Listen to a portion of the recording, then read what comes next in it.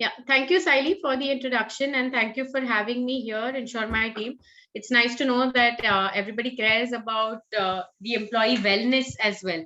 So, as you know, nowadays, there's a lot of talk on wellness, and I keep saying I'm a psychiatrist. Earlier, our role used to be only treating psychiatric illnesses or mental illnesses, but now a very important aspect of my role, I think, is promoting mental wellness. And when we say we promote mental wellness, it is when we also conduct talks like this to make people understand about psychological conditions, about mental health, work life balance, stress, etc. So people don't necessarily come to us with a problem. In old times, people used to often say, I'm not crazy, why do I need to visit a psychiatrist? But now people with very normal stresses of life, relationship issues, etc. So basically, when you want to reach life to your full potential, when you want to enjoy your life and you are facing some roadblocks, that's when also you can, consult a mental health professional, seek help. So today's topic is basically work-life balance. We all know that we are just coming out of COVID, and I think most of you are maybe soon, hopefully, be back to physical offices, going to your office rather than working from the comfort of your own zone. So we know in the last 2 years, especially, this concept of work-life balance had gone for a complete toss. People often think that work at home must have been very easy. But yes, I think all of you who are working from home know how difficult it was. And I guess all of you would agree that it was even more difficult than working from office, because there is no boundaries. You're working more than what you would work in the office. So I think especially the last 2 years, work-life balance went for a toss. So let's understand a little about this.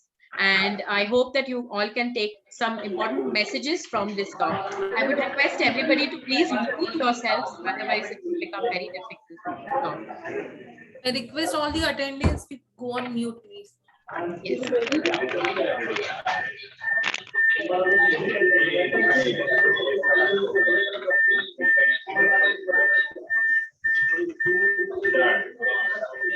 Hello. Yeah. So please requesting everybody to be on mute. I would like this to be an interaction. Kindly, can you just make sure that everybody is on? Yes. Mr. Vishal, can you just go on mute, please? Thank you so much, Vishal. Yeah. Yeah. Also, I would like this to be an interactive session. So if anybody of you want to share anything or ask any questions, or have something to say, you all are free to stop me in between my presentation, or then we can take questions in the end. So as I said, I'm Dr. Manjiri Deshpande. I'm a psychiatrist and I head a chain of child guidance clinics. And I'm here today to speak on work-life balance.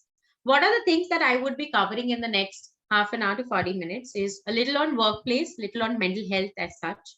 What exactly is this work-life balance and how do we achieve it?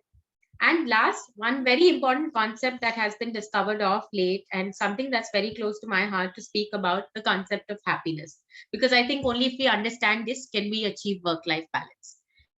So just, I want you all to all think back. There will be a lot of slides which have only pictures, but I think these pictures actually depict a lot more than words can. So when you are his age, when you're probably 70, 80, I want you to guys to think as to what will you be thinking to yourself. We call this the last stage of life. We call it when we are all in towards our last stage of life. We're generally thinking, were we happy with our life? Did I live a very good, happy life? Do I have a lot of content over the way I lived my life?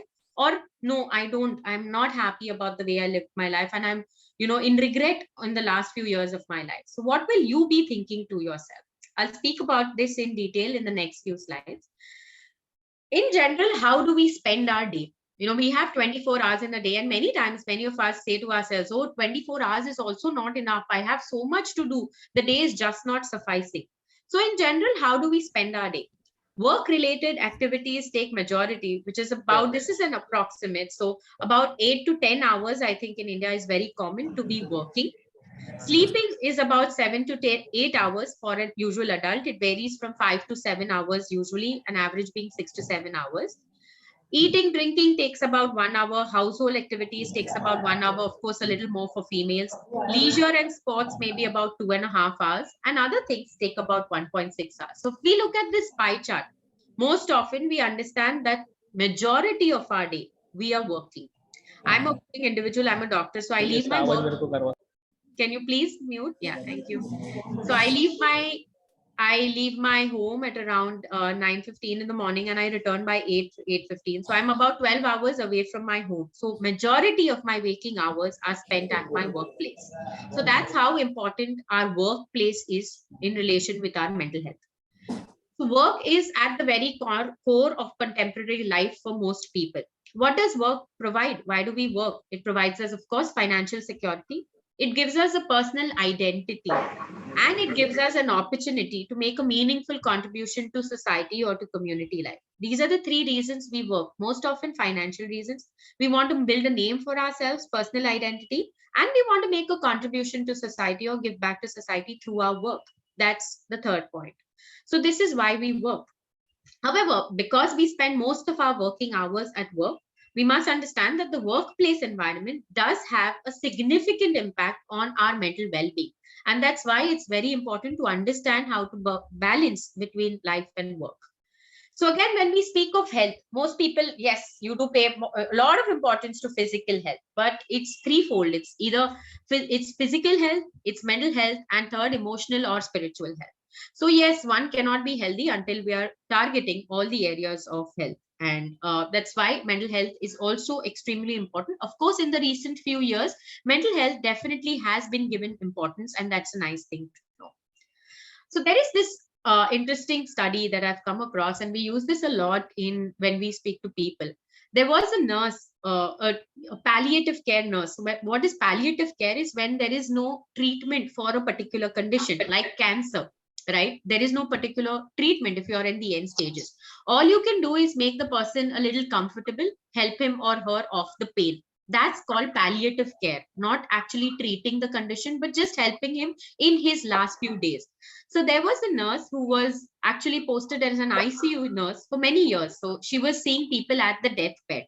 So once she decided to just randomly start speaking to these people of their life, about generally what they were going through in their last few days. And then she summed it all up into a book. This book is called Top Regrets of the Dying. So she often asked them, she thought this question made a lot of sense. When you are on your deathbed, what will you regret? So she spoke to a lot of them, did a lot of research, and then summarized this. Can you all guess what the regrets would be? So she summarized it as top 5 regrets of the dying. That is, I wish I had the courage to live a life true to myself, not the life others expected of me. I wish I hadn't worked so hard. I wish I had the courage to express my feeling. I wish I had stayed in touch with my friends. I wish I had let myself be happier. I would really appreciate if everybody mutes their mics. Thank you. So this is the book that I'm talking about. The nurse name was Bronnie Ware, and she again, she summarized it as to what are the regrets of dying and why should we avoid them. So she realized that these people are already on their deathbed. Nothing is going to happen to them. But how can we, those who are living in today's world, live a better life? If we keep in mind that these were the regrets, then she wrote a book on how to overcome some of these, and it's an international bestseller. So she again said that the top 5 regrets were: I wish I had the courage to live a life true to myself, not the life others expected of me. I wish I hadn't worked so hard. I wish I had the courage to express my feelings. I wish I had stayed in touch with my friends. And I wish I had just let myself be happier. I think these are things that we should keep in mind to ensure that we don't suffer from them when we are near our last few days. Again, when we speak of work-life balances, like I said, there'll be a lot of visuals. There is no such thing as work-life balance. There are work-life choices, and we make them, and they all have consequences. So again, we make these choices, right? We decide how much time to work most of the time, and they all have consequences. So the decisions that we take will have consequences. Don't confuse having a career with having a life. So all of us want a brilliant career, but we also have a life. So don't confuse the two. And never get so busy making a living. We're all financial security is one of the main reasons. But however, one must not get so busy making a living that we forget that we are actually making a life, and before time runs us out. Again, somebody said businesses need to be 24/7. So yes, our business needs to be running 24/7, but individuals don't need to be running 24/7. So these are some thoughts that one can keep in mind so that it ensures that we are not running all the time and we get enough time for ourselves as well.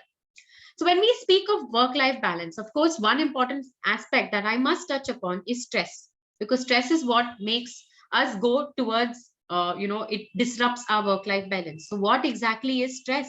A lot of you hear this word, a lot of us use it, but how many of us know how to manage the stress? So what are the stress signals? These are some things that you can keep in mind and observe whether you yourself face these time and again, or whether you see it in one of your close ones. So there are different stress signals that our body gives us. There are physical ones, there are emotional ones, there are behavioral ones. So physical means what your body is showing, signs that your body is showing that it's getting decompensated. So changes in breathing rhythm. So you're breathing too fast, your heart is, we call it palpitations, you're having increased heart rate, your muscles are tense and aching all the time, you have frequent headaches, you have cold hands and feet, you have changes in your appetite, you're not able to concentrate, you're making frequent mistakes, you know something but you're making frequent mistakes, you're forgetting things, you're absolutely absent minded nowadays, you overreact on situation, your judgment is impaired, you get very irritable, your spouse often complains that nowadays you have such a short temper, you're anxious, you feel very depressed, very sad, you're withdrawing from your friends, withdrawing from your activities, or you have a poor self image, you become extremely lethargic, you're not sleeping well, there are disturbances in your sleep pattern. Some of us tend to go towards unhealthy coping mechanisms like increased smoking. There's a strong relation between food and mood, so it's called stress eating, stress drinking. You're not able to attend work properly, absenteeism at work, and you're not able to work as quickly as before. These, if you're having them time and again and it's affecting your work, yes, you are towards stress, and you could either notice them in yourself or in somebody around. What do you do once you recognize, okay, fine, I'm stressed? So what are the easy ways to cope with stress?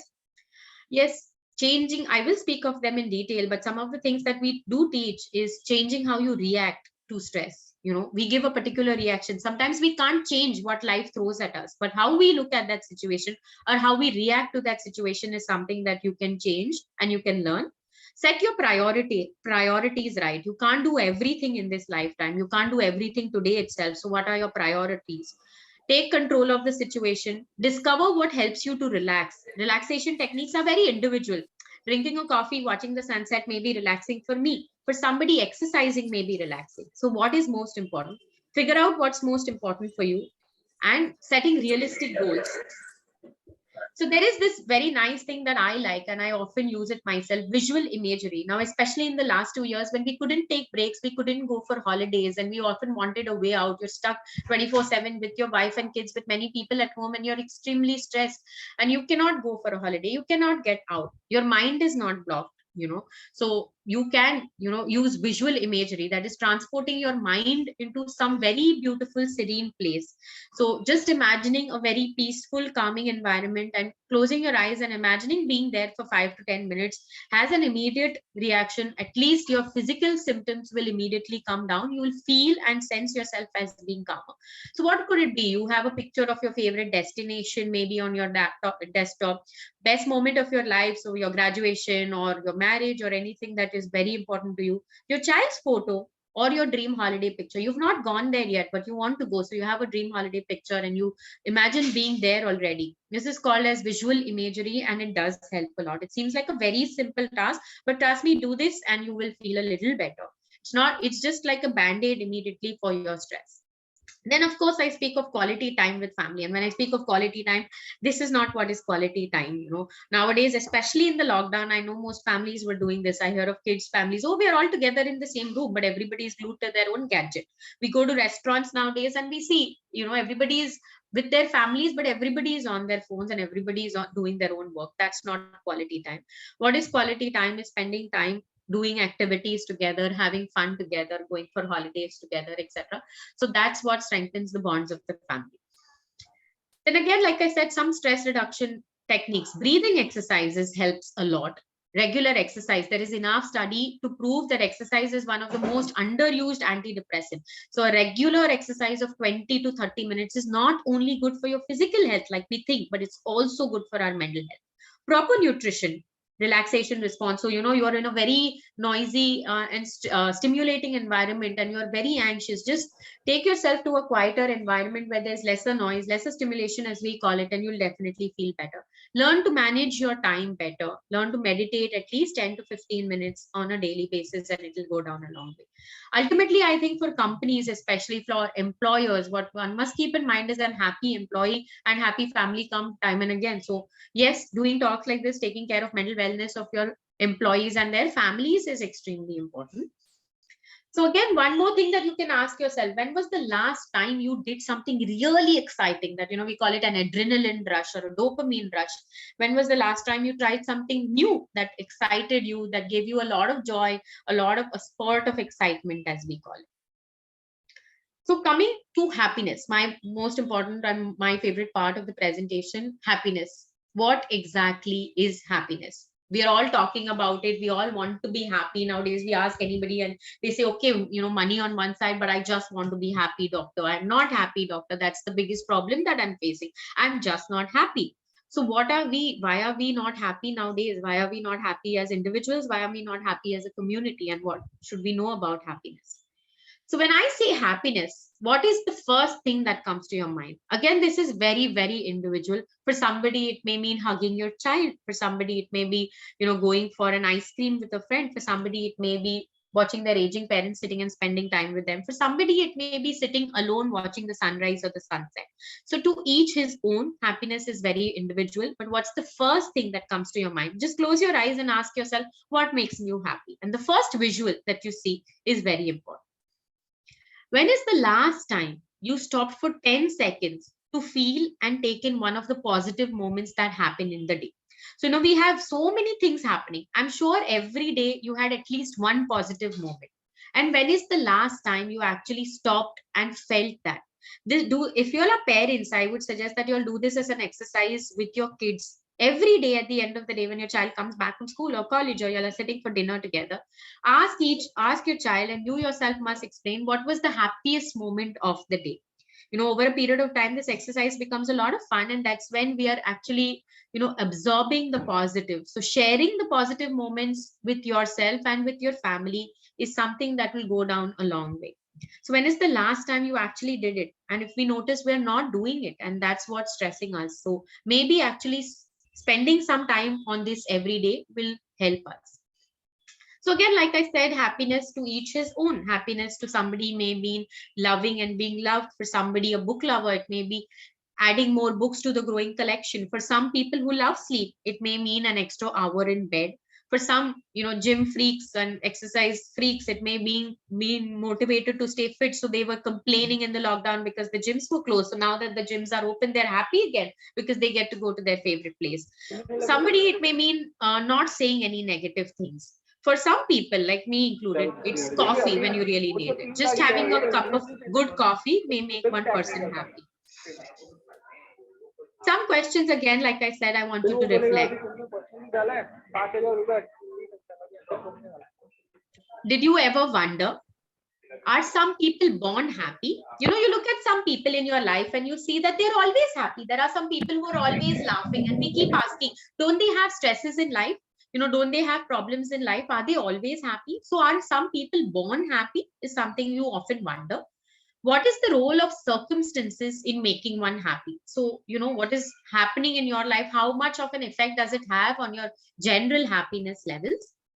Money sure buys a lot of things, but can it buy happiness? I'm sure you've asked yourself these questions, and let's find out the scientific answers to some of these questions. Can we train ourselves to be happy, or is it predestined to be happy? I've not been happy all my life. I've been somebody who's always mourned, but can I train myself now to be happy at this age? So let's find out the answers to some of these questions.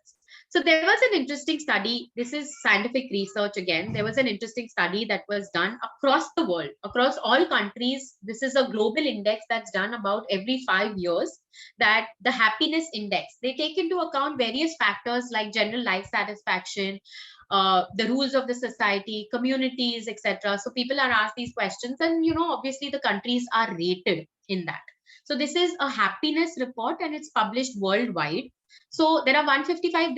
This study was done in 2017. I could not find the study after that. However, out of 155 countries in the world at that time in 2017, India poorly ranked at 122. So we are towards the late phases, we're extremely low on the happiness index. And the more surprising part is countries which are war torn, like Pakistan, Bangladesh, etc., which are supposed to be having so many problems, are ranked much higher than us. And again, the Scandinavian countries like Finland, Switzerland, Denmark, each time this report is done, they rank among the first 10 somehow. So then they try to study what are the factors. Why is India so poor? Maybe we're running behind the wrong things in life. And now I think the latest one, India has fallen even more to 122. As much as I try to get information, India has fallen even more. So as a nation, we're not very happy, though we're considered to be one of the most intelligent countries, etc., but we're not a very happy nation. So how do we change this now? It's up to us young people to change this index in the next few years, hopefully. So scientific concepts of happiness.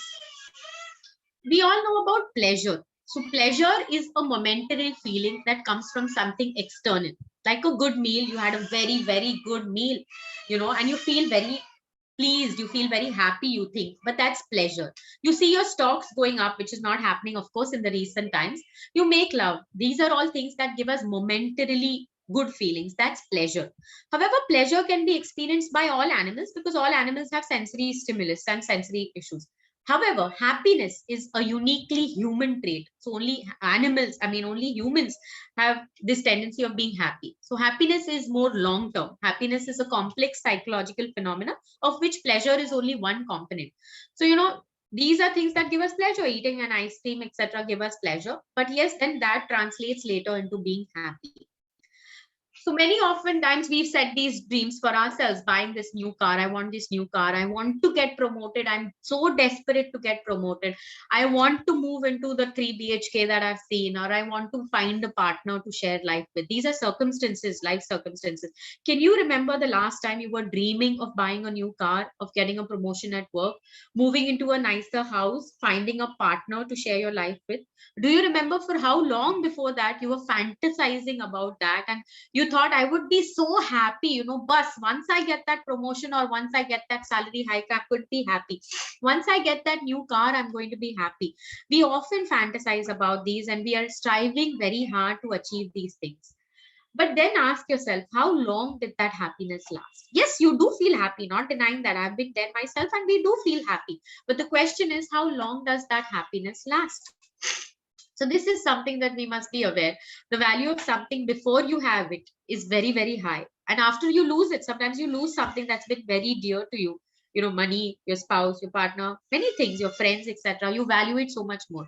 But the value when you actually have it is actually much lesser. This is scientific, not my own study, but scientific evidence that we don't value the thing when you actually have it. We're all striving to get it. And that's when the happiness, you think you'll be very happy when you get that. But then once you have it, it's just about okay. So what exactly is the science behind happiness? There was a lot of research study done by a lot of researchers on happiness. Out of 100%, they again divided it into, and they realized that genetic set point, that means how happy were your parents. Unfortunately, this is not something that can change. Unfortunately or fortunately, 50% of our happiness index comes from our parents, from our families. So, if you've had happy parents, you'll notice that the children are happier. Or if you've had parents who've been okay, not very happy individuals, yes, you're losing out on that 50%. But that is something we cannot change. It's a set point because we got it through our parents. That's genetic, 50%. Circumstances, the other things that I just spoke about, the money, the marriage, the house, etc., what we actually strive for, this is only, unfortunately, 10%. But what is 40%? What can change? And what we generally don't pay attention to is intentional activity. That means your thoughts, what thoughts you have on an everyday basis, your actions, what are you doing with your life every day, and how you maintain your relationships. How important are relationships for you and how many close relationships you have. This is something that you can change, we can work on, because that is 40%. Because 50% anyway is something that you can't. Yes, we do work on the 10%. We are all striving for a better career. We're all striving for a better house. But again, that's only going to determine 10% of your happiness. Again, this is not my own seeing. This is backed by science and this is very, very true. In fact, that's why it's important to understand that intentional activity, how we are living our life on an everyday basis, is going to determine 40% of our happiness in the long run. So all of you have heard about these terms, dopamine, serotonin. So I often hear patients coming and telling me, or my clients coming and telling me, oh, doctor, I want to increase my serotonin level. I've heard that serotonin is the happy chemical. Can you give me a medicine, or can we check my serotonin levels? Unfortunately, there is no blood test that can check any of these neurotransmitters, or there is no direct thing that can increase this. Of course, at times we do use medication, which will indirectly affect your neurotransmitters level. That is if you have a clinical diagnosis of depression. So the neurotransmitters that are involved in happiness are dopamine, serotonin, norepinephrine. So dopamine is a chemical that is generated when we have pleasant and happy feelings. So I'm feeling really happy. That kick that you get by, say, playing basketball for an hour, or by playing football, or spending time with your friend for 1 hour, you're activating your dopamine. Serotonin mediates satisfaction, happiness, and optimism. And you've heard of endorphins. They're called the happy chemicals. When are they released? They're released during laughter, during music, exercising, during eating chocolates, and of course during orgasm or during a sexual intercourse. So yes, endorphins are something that we can work on. Exercising is the best way to release your endorphins, and that's why exercising is extremely important for your mental health. Oxytocin and cortisol, I'm sure you've heard these. Oxytocin, of course, females have work on their oxytocin levels when they are breastfeeding, and oxytocin is generally released on touch. Oxytocin is released by close physical touch. Oxytocin facilitates the relationship with others and associated positive social behaviors. And atypical cortisol patterns. Cortisol is the stress hormone. So when you have an atypical cortisol pattern, yes, there are chances of one getting into depression, stress, and anxiety. Again, there is no blood test to actually measure these, but we know that cortisol is a stress hormone. So again, like we mentioned earlier, you got that car, you got the money, you got the house. Why does that happiness feel temporary? So there is this concept of hedonic treadmill. So we all know what a treadmill is. We're running in the gym, but we're not getting anywhere. So this was a theory that proved that people repeatedly return to their baseline level of happiness regardless of what happens to them. So I excited about the 2 bhk, I'm very happy for a couple of days, and then that happiness dies down. You're just about normal, and then you set a new target. I want to buy a 3 bhk, or I want to buy a bigger and a more fashionable car, and then you work towards it. You feel extremely happy when you get that car, and again after some days you're back to square one. So this is the hedonic treadmill. That's when we are looking at external circumstances for providing us happiness. So you're running, but you're not really getting anywhere. So should we try to change our circumstances? Is happiness that is achieved through circumstances temporary or permanent? Yes, of course, we all have to. We all have to live a better life. I'm not against that. We all have to strive. We all have to strive for better careers, better financial status, etc. But again, all that's going to be temporary. We do need to look at the other things also that give us happiness.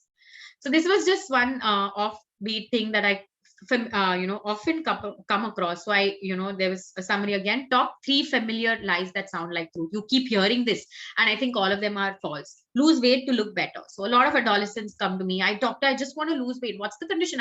What's the reason? I want to look better. I want to feel better. But again, you're not going to marry to settle down, or have kids and your marriage will be okay, or make more money to feel happier. I think these are all, not really the truth, and we must stop lying to ourselves and to others that this is the truth. Like I said, money, of course, can't buy happiness. Money can buy you all the things in the world, but it can't, unfortunately, buy happiness. So not necessary that the richest people are happier. We've heard enough stories in our childhood about this.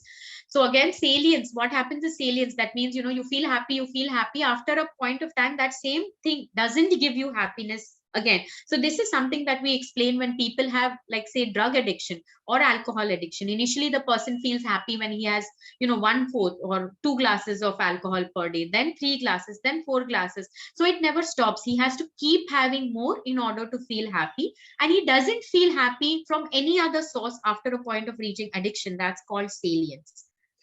So again, why do we need to be happy? Why am I talking so much about happiness when I'm supposed to be talking about work-life balance? Because I think the key to work-life balance is being happy and managing our stress. So we have greater self-control and self-regulatory and coping abilities. Our immune system will get much better. Longevity, that means the years that we will live will be longer if we are happier. We have social rewards. There are known chances there are higher odds of marriage, lower odds of divorce if you are happier. You have more friends, stronger social support. The happier you are, the more friends you have. And of course, it will also translate into increased productivity at work, so better quality of work, and ultimately higher income, what we are all hoping. So, summarizing it, what are some of the useful strategies? I spoke a lot about happiness, I spoke a lot about circumstances, but what is that volitional activity? What is that 40% that I spoke about that we need to strive on, that we need to focus on? So there is this concept that we say, and I'm sure all of you will resonate with that. Our brain has a negativity bias. If you look at it scientifically, that's how our brains have been wired. It's said that our brains have Velcro. Your shoes in childhood, we used to have Velcro, it sticks. So our brains have Velcro for the bad and Teflon for the good. So something good happens to you in a day, you pass it off and you say, okay. But something bad happens to you, your boss said something bad to you one fine day, and that stays with you. You just can't let go of that thought. That's because inherently, biologically, that's how our brains are wired. We have a negativity bias. That means Velcro for the bad, Teflon for the good. The good will go off very easily, the bad will just stay. But if we want to be happy, what do we have to do? We have to actually do the opposite. So it has to be Teflon for the bad and Velcro for the good. We have to learn to weave the positives into the fabric of our brains. We have to try and rewire our brains, and this is very much possible, of course, when practiced on a long-term basis.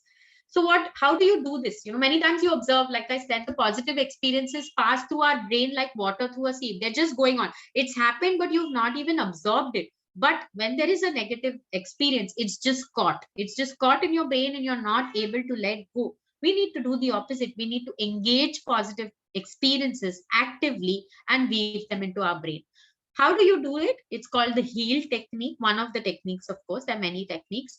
That is, once you have a positive experience, when I asked you last time, when was the last time something good happened and you actually absorbed it, you actually sat and thought about it and felt good about it. So once you have even a small positive experience in your daytime, you enrich it, you actually feel it, you close your eyes and feel the experience, you absorb it, you let your body, your muscles, your brain, your mind absorb it, and then if necessary you link a positive and a negative material, so that the next time you have something negative happening to you, you should remind yourself of the positive feeling or the positive experience that you have, so that the positive experience will outdo the negative experience. So every time something small happens, try to enrich it, try to absorb it. And that's why I said at the dinner table, asking each other, what was the happiest moment of your day? That's one way of healing. That's one way of making ourselves aware of small positive things that happen during the day and letting go of the negativity. But this must be practiced, again, like I said, on a very daily basis, to change the actual wiring of your brain. Then love the little things. We're all running, we all want to be happy. This will make me happy, this will make me happy. But yes, love the little things in life, the small things, the freshly baked cookies, the hot drinks on a cold day, etc. The small things that make you happy on an everyday basis in life, try to celebrate those, try to enjoy those little things. One useful technique, like I said, we can't change what happens in our life, what life throws at us. Like COVID was thrown at us, the lockdown was thrown on our faces. We couldn't change that. That was the external factor. We couldn't change that. But again, a lot of people, of course, suffered psychologically a lot, but some people came out of it. So again, it's a mind trick to keep you going when the going gets tough. It's not about what happens to you actually, but how you frame it. So very simple analogy of the half empty or the half full glass. So a simple thing, an adolescent keeps crying, why don't I have a girlfriend? I want one. I think I deserve it. So his friend explains, maybe you're looking at it the wrong way. The guy asks, how so? So the friend explains to him, maybe you're such a great guy, it's just very hard to find a girl who actually deserves you. And you say, yes, maybe. So the situation is the same. The guy is still not going to find the girlfriend, but still the way he's looking at it is changing. The same situation changes and you feel a little better. That's cognitive reframing, changing the way you look at that situation. So I used to complain all my life. I've always been a short person and I was always the shortest in my class, of course, made forcibly to sit on the first bench. So I used to keep crying. I don't want to sit on the first bench. Why am I so short? Why did God not give me 1 or 2 extra inches, etc.? And then I realized when I looked at this picture, I'm not short. And now I've stopped complaining about it. I just tell myself I'm not short. I'm just more down to earth than most people. So just trying to, change the way you look at that situation will help, and will help you to accept some of the things that may not be perfect in your life. Then label your emotions. Many times we don't know what we are feeling. We're so emotionally confused. We don't even understand our own emotions because we are so distracted. We're so busy. So just stopping, pausing, trying to understand what emotion you're facing will help. So I'm feeling, ask yourself, how am I feeling right now? Am I sad, or am I happy, or am I lonely, or am I scared, or am I frustrated? So keep asking yourself right now, how am I feeling? And try to label your emotion, try to control your anger in different ways. This will help. Then volitional activity, again, that's the 40% that we can work on. Make a list of things that make you happy. Just randomly today, as a key takeaway from this session, once you go home, make a list of all the things that make you happy, and then make a list of the things that you did today, just your schedule, and then you compare the list. Ask yourself if you did even two of the things that actually make you happy. So, simple things might be making us happy on a daily basis. You might not know, but you're not giving enough time to it. So make a list of the things that make you happy, keep it in a visible place, and try to adjust accordingly. Try to ensure that you're doing, at least 5 things that make you happy. These are very small things that I'm talking about, but try to make sure you do them. Then, of course, we know about altruism. We know giving versus getting. Commonly said, and many of us have experienced this. If you want to feel good, do good. If you're having a particularly bad day and you can't do anything about it yourself, just going and helping a friend, going and planting a tree, going and walking and helping an old person cross the road, or going and spending time with a lonely old grandparent or somebody in your building will definitely make you feel better. Rather than trying to improve your own mood by working on yourself, the best way to cheer yourself up is to try to cheer somebody else up. And yes, it does help. Giving versus getting, definitely giving has more advantages. Then gratitude. This is especially very useful if you have young children. Try to instill the practice of gratitude from now itself, and the benefits are huge. Asking yourself, what am I grateful for? Making your child write on a daily basis what he or she is grateful for, and reading out that list. So I keep saying this is a family exercise. Just take an empty jar, and every day each of you family members must write, what are you grateful for? And on a Sunday morning, just read out that list to each other, not knowing who has written what. So I'm grateful for having a roof. I'm grateful for the wonderful food that my mom made today. Your child may not have expressed it, but when he writes it and you read it, you will feel happy, and your child will feel happy as well. So these are small ways in which one can start learning to be happy and rewiring our negativity bias. Again, like I said, oxytocin. So touch is extremely important. Hugging your partner, kissing your child, hugging your child, kissing your child at least 20 times in a day, it said, is supposed to increase oxytocin levels, and it will go down a long way. Then we say Mauna for mindfulness. So when is the last time you sat by yourself within an unstimulated environment, just looking into space? So, I have this picture that I particularly like. So we keep saying, be mindful. It's not Full, it's FUL. So if you notice that this owner has taken his dog for a walk, and the owner is thinking, what am I making for dinner? When will my driver come? How much do I have to pay the laundry man? When will my husband come back? Is my daughter studying well, etc.? The dog is only looking at the trees and the sun, and the dog is only focusing on nature. Comes back, the dog is so much happier, but we still come back even after a walk, sometimes feeling extremely anxious, and that didn't help us because you were mindful, FULL. So being FUL, that means just focusing on one thing at a time, being mindful of what you're doing. So we say mindfully eating. How many of us actually sit down at the dining table without our phones or without the TV on? So this, again, especially if you have kids, goes down a long way. Just sitting and enjoying your food. When is the last time you actually enjoyed the taste of your food? Being mindful of every activity that you do, getting out of that habit of multitasking. So being mindful of every activity that we do. So this is meditation before and after. Before, on the left is the brain that is, so active and so many things going on. And after meditating, that is mindful presence, just for 10 minutes, just closing your eyes and focusing on your breath, the brain calms down. And this is, again, fMRI studies, very scientific studies, that the brain calms down. Again, a lot of people tell me, and I myself feel that it's very difficult to meditate. I am not able to. Thoughts come, thoughts go, doctor, I just can't meditate. It's okay. The point of meditation is just close your eyes and focus on your breath. Let the thought come, but don't evaluate the thought. Let the thought come, let the thought go. Just imagine yourself sitting on a beach and watching the sky. You watch these clouds going by. You don't stop the clouds. The clouds are just going. It's like that. Let the thought come, let the thought go. Don't do anything about it. That's enough meditation that you can have. So again, these are many techniques that I shared with you all earlier. Why practice these?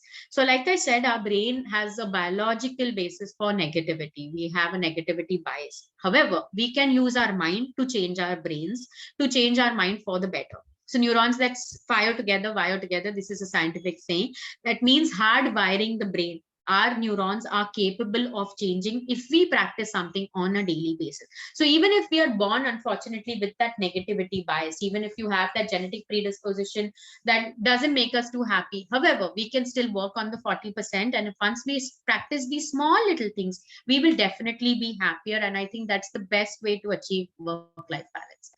So again, towards the end, I think we all must understand that we must give ourselves a break once in a while. We are already doing the best we can, and I think that's enough. That's something you should say to yourself. Be proud of your little achievements and stop cribbing about the things you're not doing. Rather, look at the things that we are doing. So again, lastly, healthy mind, body plus healthy mind will give us a happy life. We all pay attention to our physical health. We do our physical exercise. We do our physical tests. We do the routine yearly tests, etc. But what are we doing for our minds is what we ask ourselves. These are some of the things that you can do to achieve a healthier mind. That's it. Thank you. Thank you so much, Dr. Manjiri. Was a wonderful presentation. I would request everyone, if they has any question, please put it into the chat box and we will answer them.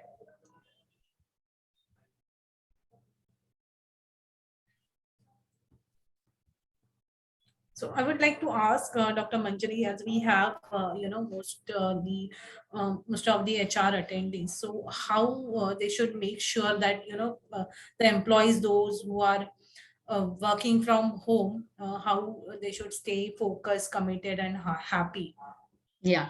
So one of the things that certain nice companies I heard during the lockdown are doing is, they have this once in a while, at least once in a week, just a chat session. So, obviously you're missing out on the social life when you're working from home. You're not seeing your colleagues. You're not meeting at the coffee center. You're not meeting at the cafeteria every day. So you all need to socialize. We need that. Like I mentioned before, social connection is extremely important. So once in a week, even if you've not started work from office, you're still having work from home. I think once in a week, if you have a group discussion, just talking about your week, just talking about the families, talking about the issues, or talking about things that are happening in your families, not about work.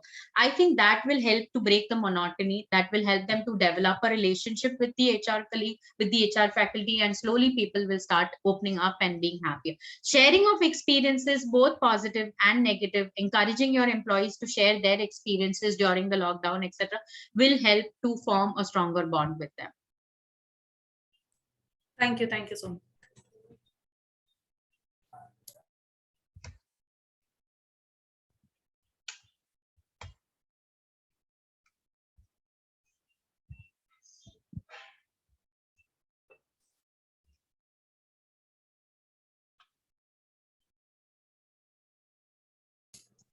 Yeah, so somebody has asked, I'll read that question. Yeah. So are there any mobile application recommendations? Which one can use to tag emotional state and journaling? Yeah, so I'm still a very traditional book person, so I wouldn't recommend any. There are a lot of mobile apps. Of course, a lot of teenagers themselves tell me their apps nowadays, but I feel at the end of the day, just sitting down with a journal and writing about your day, your experiences, your mood, I think that's the best exercise, because again, that will give you a little time away from your phone, because we're so much into gadgets. So I think actually, when's the last time we wrote down something? So journaling, especially with a pen and a paper, will help. And if you feel that you are stressed, just for at least 10 days, try writing. You can use this mood meter. So everything has to be measured, like we measure our temperatures with a thermometer. Same way, use a scale of 0 to 10. We use it to measure mood. 0 to 5 being on the anxious and on the sad side, 5 to 10 being on the happier side. So learn to rate your mood. Okay, today I was a really bad day. I was extremely anxious the whole day, so my mood was 2. And tomorrow, yesterday I had a relatively good day and my mood was 6 or 7 because everything was fine. So just try to rate your mood on an everyday basis for about 10 days and try to get an average. If you feel more often in the last 1 week you've got a score of less than 5, that means you have been stressed. Try taking some help or try talking to somebody about it, and I'm sure that will help you to get an idea. Kids have got used to parents being at home now since office has started. How to make them understand? Very relevant question, and I think that applies to most of you who have now started. I think kids were very comfortable staying at home, but if you have teenagers, I think they'll be more than happy to let you go to work. I've seen a lot of teenagers who are now extremely happy that their parents are getting back to work. However, younger kids, of course, it's a little difficult, but the good side is that schools have also started. Kids will also start and resume their physical school. Initial first few days, of course, if you have younger kids, there will be a lot of anxiety. Kids who have less than 3 years might show signs of separation anxiety as well, but that's it. You have to make, they will understand. Try to get them into a routine, daycare or going out somewhere. Try to get them a busy schedule for the day, and once you're home, be home. Like I told you, obviously we all working parents have this issue that I'm not giving enough time to my child, and a lot of study again was done on quality versus quantity. So it's not about the quantity, number of hours that you spend with your child, but rather the quality. You have that 2 hours, make sure that the complete 2 hours you are with your child, away from your phone and not distracted. That will help them much more. So you're going to office, but once you come back, be completely with your child. Doctor, can you please throw some light on whether having a hobby like playing a musical instrument and being involved in a sport can help us keep a healthy work-life balance, do declutter, and also to keep mind active as well? Yes, definitely. Hobbies are extremely important. And one of the first signs when we are checking for depression, actually, which is a clinical diagnosis, is one of the most common symptoms of depression is the person does not enjoy his or her hobbies anymore. So I used to love playing the guitar, and nowadays, doctor, I don't feel like, or the guitar doesn't give me any happiness. That could be one of the signs of depression. That's how important hobbies are. So definitely, right from young age, having a hobby, getting involved either in a physical sport or playing a musical instrument or reading, etc. Hobbies go down a long way to help us to keep a healthy work-life balance. So when I said, make a list of the things that you make you happy, one of the most important things will be how much time are you allotting to a hobby. Be it even 30 minutes a day, that's more than enough.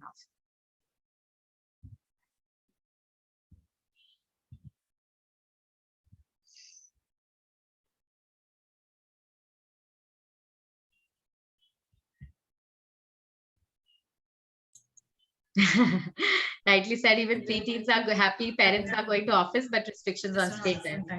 Very correct. Even preteens, I've heard even 8-year-olds, 10-year-olds saying, "Yeah, mama is going back to office, daddy is going back to office, I'll get the house to myself." But of course, the restrictions will come. The lockdown, one of the biggest challenges in the lockdown was the screen time. Trust me, as a psychiatrist, the number of cases that I've seen in post-lockdown have doubled since pre-COVID, and that's most of them are screen related. Most of the kids, and especially teenagers that I'm seeing nowadays, are kids and teens with screen addiction, gadget addiction, video games addiction, seeing wrong things online, getting exposed to things that they shouldn't see for their age. So of course, it's so much better that our kids are going to physical schools and they'll be off screens for a while. Of course, initially it will be very difficult. The concentration span of kids has also gone for a toss in the recent times, but I think over a period of time they'll all adjust, and hopefully we will be back to normal days soon.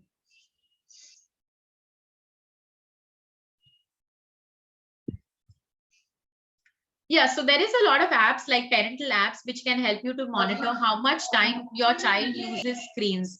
So parental controls are there on phones, Androids and iPhones as well, to monitor the amount of time on any app. iPhone, it's by itself will give you the number of minutes or hours on every app, but even Android has that facility. So downloading any one of these apps will help you to understand how much time your child is spending, or you yourself are spending on any app or on your phone in general.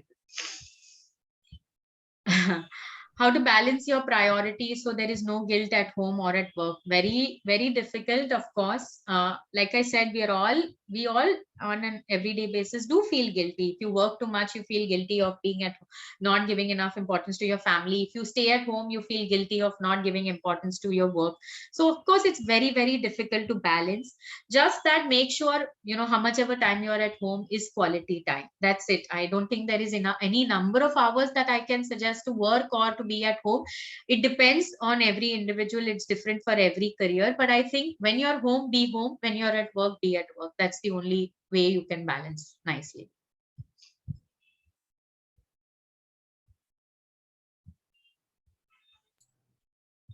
Thank you, Dr. Manjiri.